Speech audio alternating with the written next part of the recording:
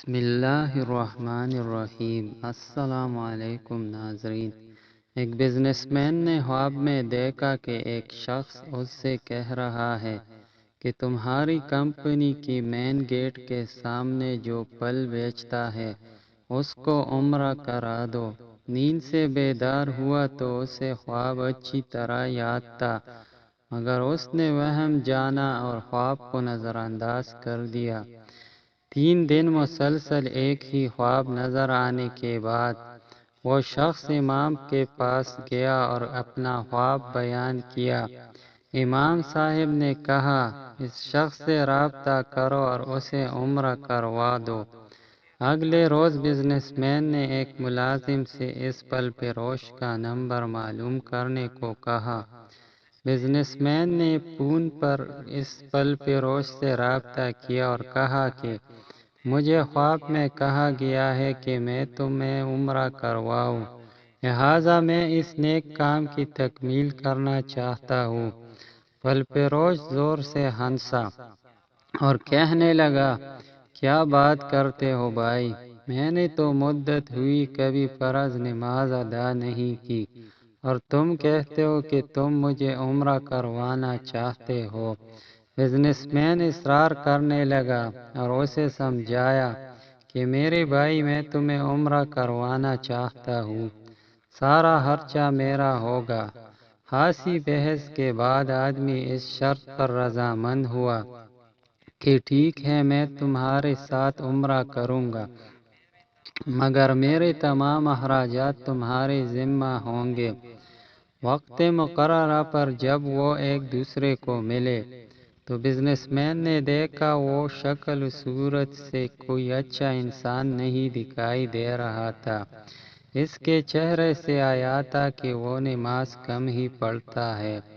اسے بڑا تعجب ہوا کہ یہ وہی شخص ہے جسے عمرہ کرنے کے لیے خواب میں 3 مرتبہ کہا گیا۔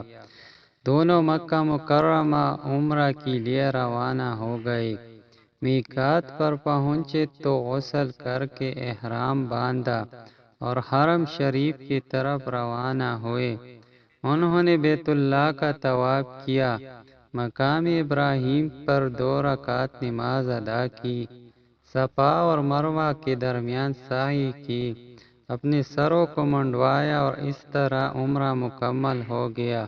اب انہوں نے واپسی کی تیاری شروع کر دی۔ حرم سے نکلنے لگے تو پھل فروش بزنس مین سے مخاطب ہوا اور کہنے لگا، دوست، حرم چھوڑنے سے پہلے میں 2 رکعت نفل ادا کرنا چاہتا ہوں، نہ جانے دوبارہ عمرے کی توفیق ہوتی بھی ہے یا نہیں۔ بزنس مین کو کیا اعتراض ہوتا؟ اس نے کہا، نفل پڑھو اور بڑے شوق سے پڑھو۔ پھل فروش نے اس کے سامنے نفل ادا کرنے شروع کر دی۔ جب سجدے میں گیا تو اس کا سجدہ طویل سے طویل تر ہوتا چلا گیا۔ جب کافی دیر گزر گئی تو بزنس مین نے اسے بلایا۔ جب کوئی حرکت نہیں ہوئی تو اسے معلوم ہوا کہ پھل فروش کی روح حالت سجدے ہی میں پرواز کر چکی تھی۔ پھل فروش کی موت پر اسے بڑا رشک آیا اور وہ رو پڑا کہ یہ تو حسن خاتمہ ہے، کاش ایسی موت میری نصیب میں ہوتی۔ اس خوش قسمت انسان کو غسل دیا گیا اور حرم میں ہی اس کی نماز جنازہ ادا کی گئی۔ ہزاروں فرزندان اسلام نے اس کا جنازہ پڑھا۔ وفات کی اطلاع اس کی گھر والوں کو دے جا چکی تھی۔ بزنس مین نے اس کے گھر کا تمام خرچہ اپنے ذمے لے لیا۔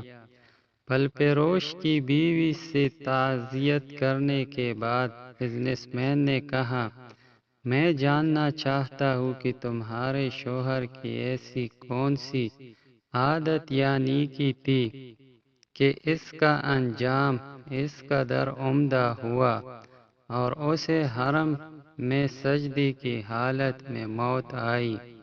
بیوی نے کہا، بھائی میرا خاوند کوئی نیک آدمی تو نہیں تھا، میں اس کی کوئی خاص خوبی بیان تو نہیں کر سکتی، ہاں مگر اس کی ایک عادت یہ ضرور تھی کہ وہ ہمارے ہمسائے میں ایک غریب بیوہ اپنی چھوٹے بچوں کے ساتھ رہتی ہے۔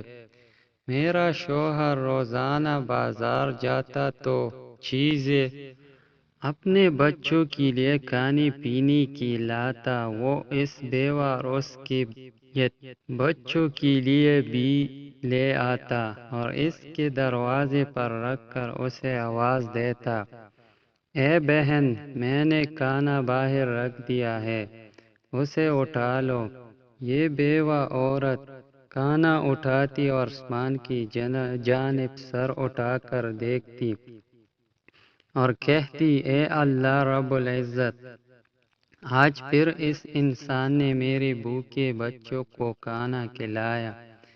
اے اللہ رب العزت، اس کا خاتمہ ایمان پر فرما۔